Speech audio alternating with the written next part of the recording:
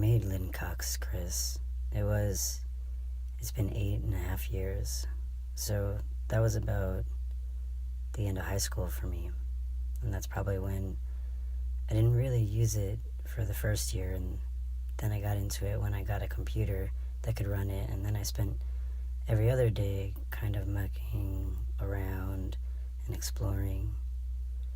It's funny how many people I still have contact with through this profile that I met 8 years ago, and they're still coming back, still existing in this kink community online.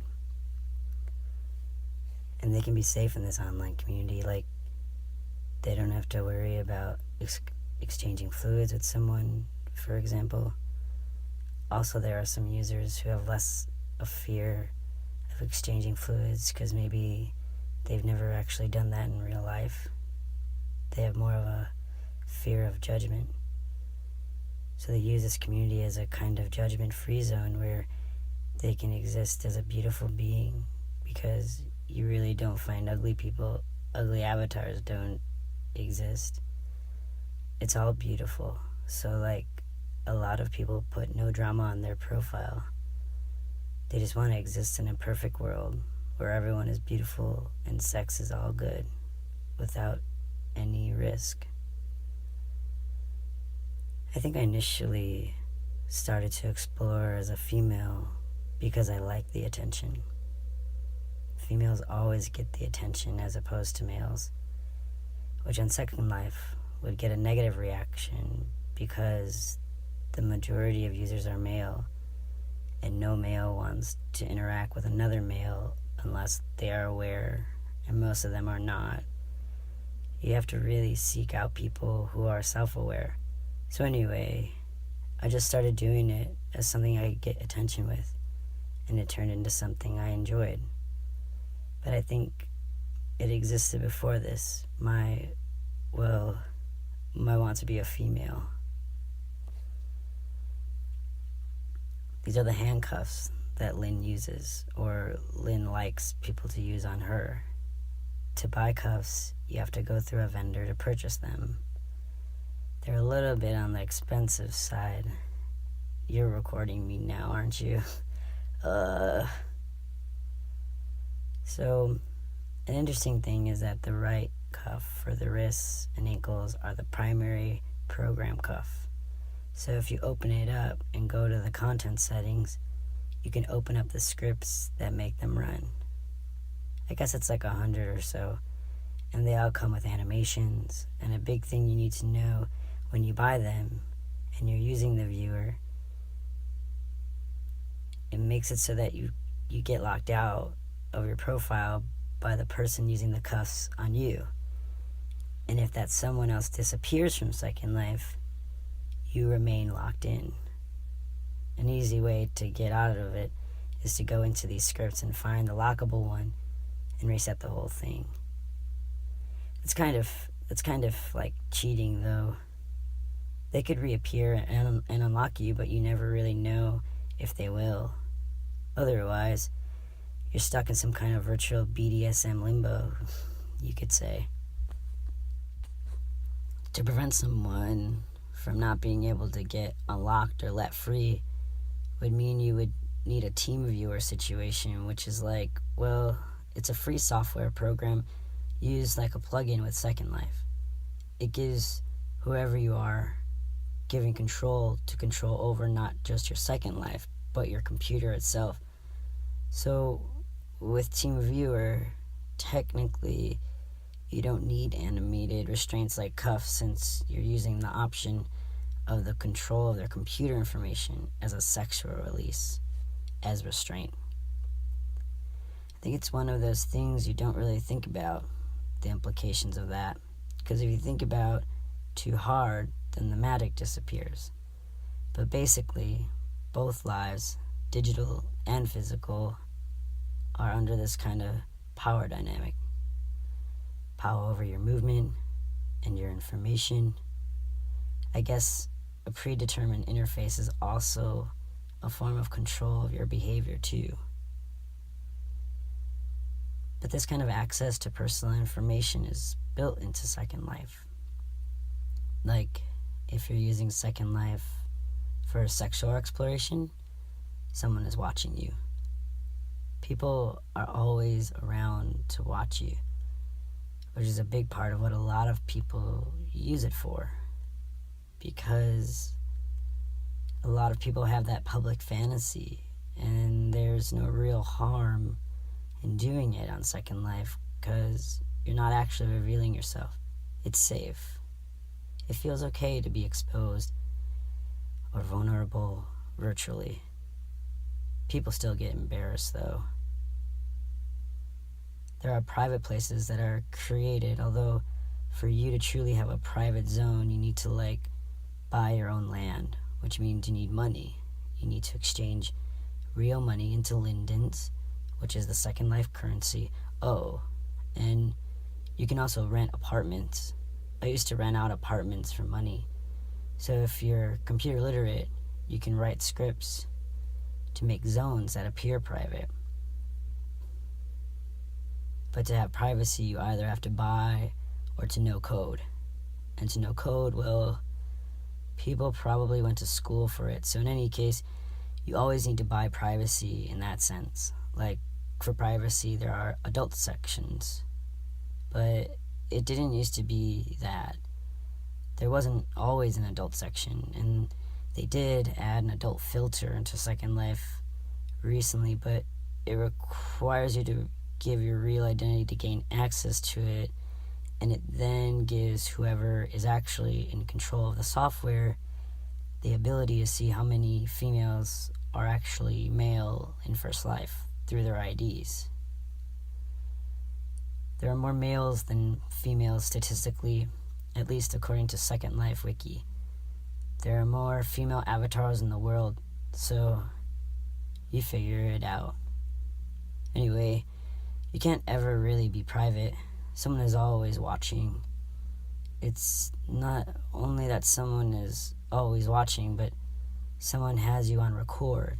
So if anything were to ever happen involving you that was illegal or controversial, they could just go back and get all the recordings because it's being recorded by something stored in some server room somewhere.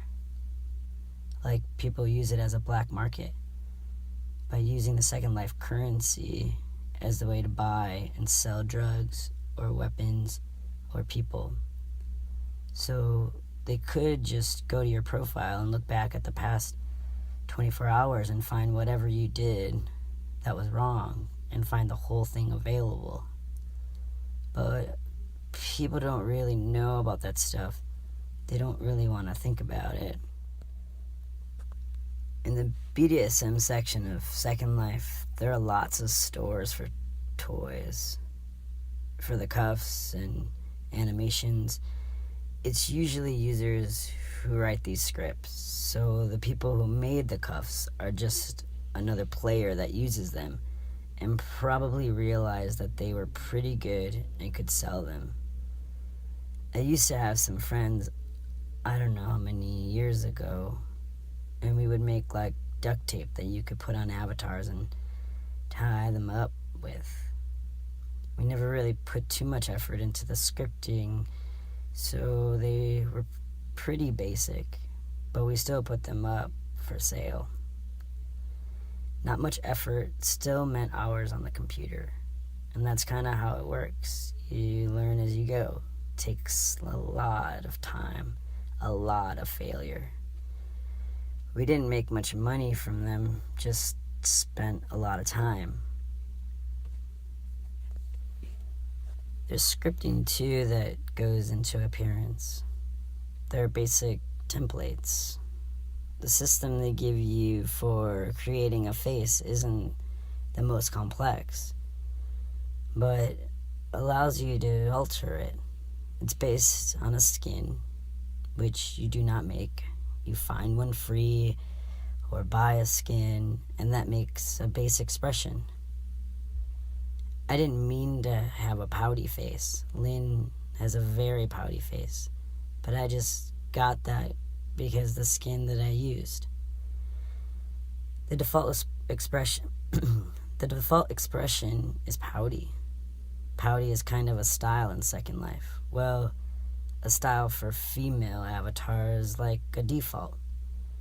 I take a lot of self-portraits with my camera, and I tend to have a pouty expression. I think it's because I spent so much time looking at Lynn making that face.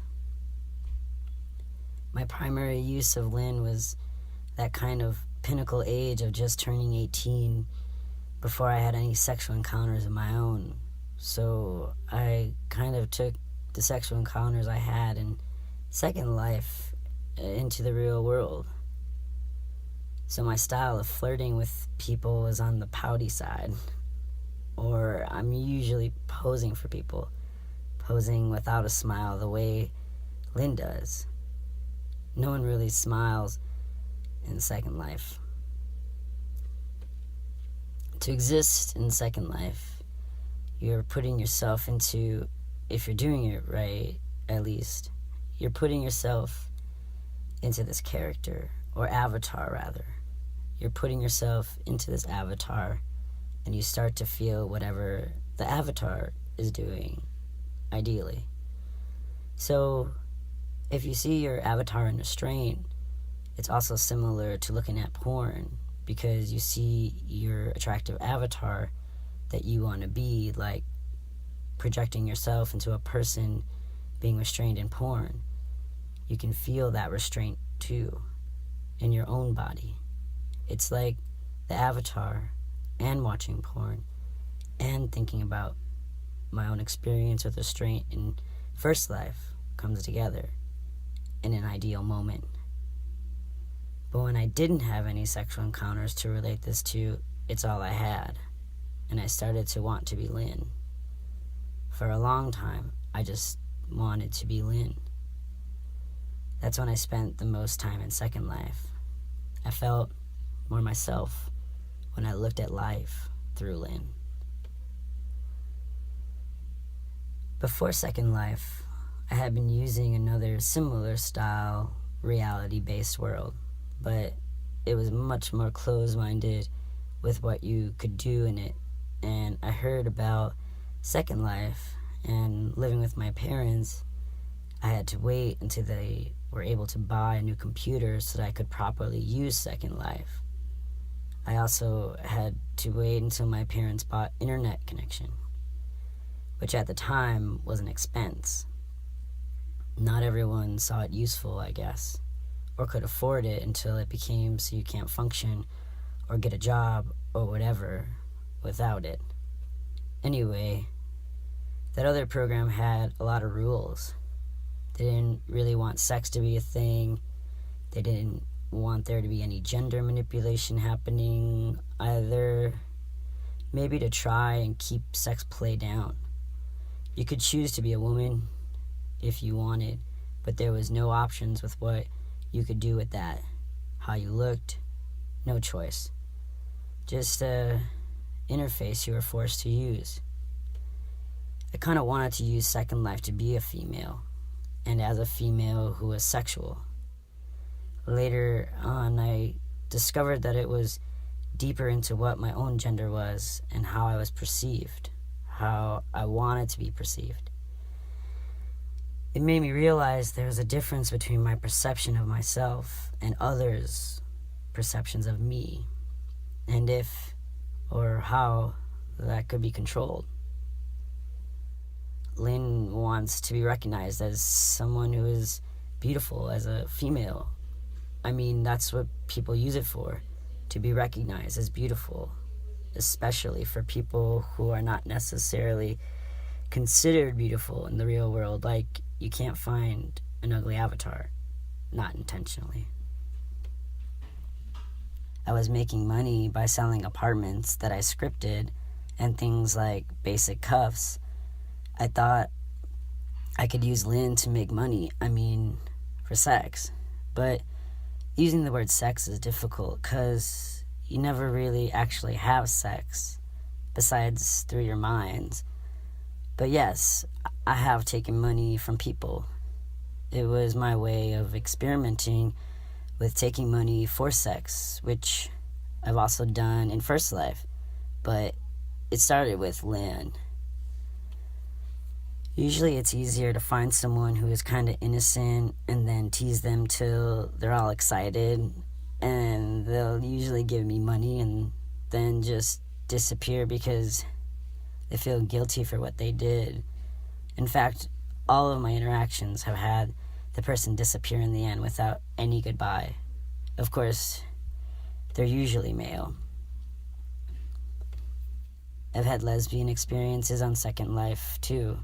Well, lesbian is complicated, because when it comes to genitals, I never confirmed that anyone was a gender, because it requires me to see their digital genitals and interact with a scripted object that was a vagina or a penis, but I never did that. It was just about bondage for me, which was based on domination and submission. I usually interacted with women in bondage situations, so I've had many lesbian experiences. I mean, I identify as male, and in Second Life, I'm presenting as female, so yes, lesbian experiences. Some other users are presenting as female too, even if they're born with male genitals. Not everyone passes, but how can I ever really know anyway? And their guilt or shame or whatever is still there, even if they're hiding behind an avatar. Everyone is hiding, in a way. That's what makes the blur between me and Lynn confusing sometimes, like who hides behind who. People can run away and disappear, and people can also treat each other badly, like the negative ways that men treat women is the same, but maybe worse, because there's no boundaries in the virtual. I've been harassed, but I don't really feel threatened on the internet. No one knows who I really am behind the avatar. I don't give that information. So there was a solid shield that gave me an emotional disconnect when she was harassed. I was able to not feel anything because I didn't want to. I want to feel pleasure, but not the effects of the harassment. I can plug back into the emotion when it comes to pleasure. That's all people really want anyway.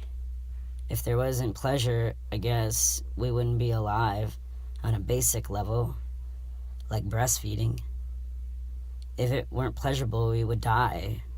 Pleasure is what I wanted, and acknowledgement too. People acknowledge me as female. There's no sign that I wouldn't be female in real life. I pass in Second Life.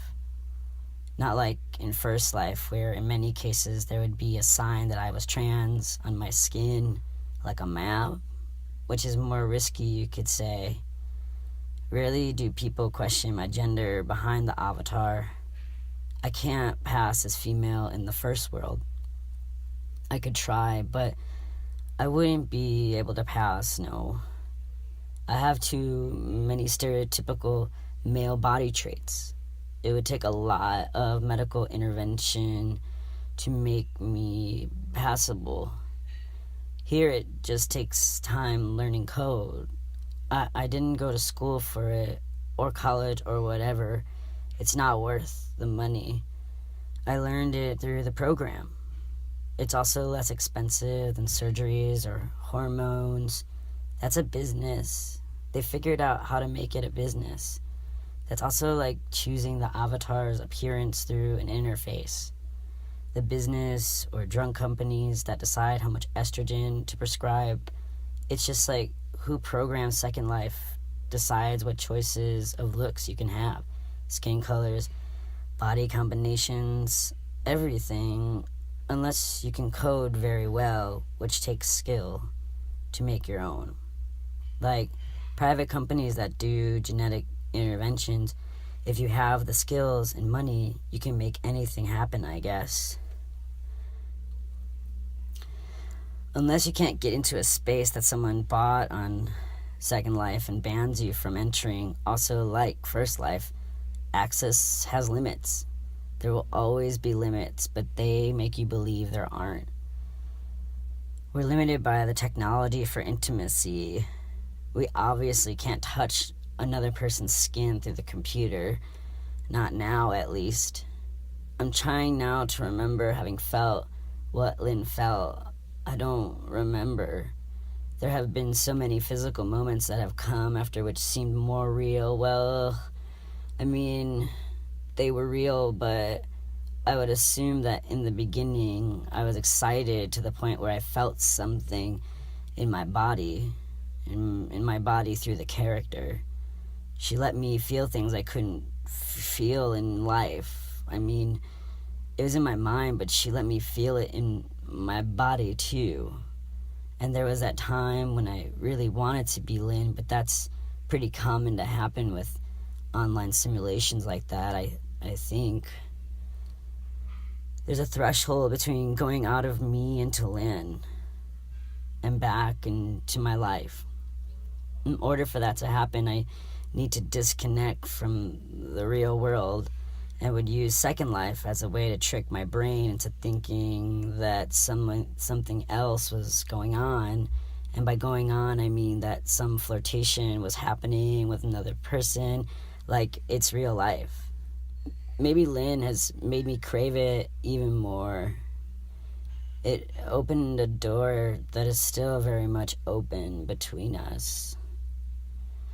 I log on now and I see people that I met 8 years ago. They're still there. They never leave. I have an archive of my chats too, going back. There's a lot of emotional impact I experienced there. And now I write poetry. I've probably written tons of material through chats, and I suppose that the basis of the desire to write poetry might have come from my chat logs from the past. It started with my sex work interactions in the avatar's body. I love the chatting, the word exchange. It started to get more intense when I was accepting money for the cyber sex. It stimulated writing more in me. And when I started actively writing poetry in First Life, that was when I segued out of using Lynn primarily for sexual release. I still do it from time to time, but as a kind of extension. My poetry writing and cybering, they're sort of the same for me. My earlier stages of Second Life was enjoying relationships with people because I didn't have intimate relationships at that time in my life. So it became a relationship simulator. Later on, I used the chat to find ways to fulfill my fantasies of what and who I was, who we were, who we are, I mean.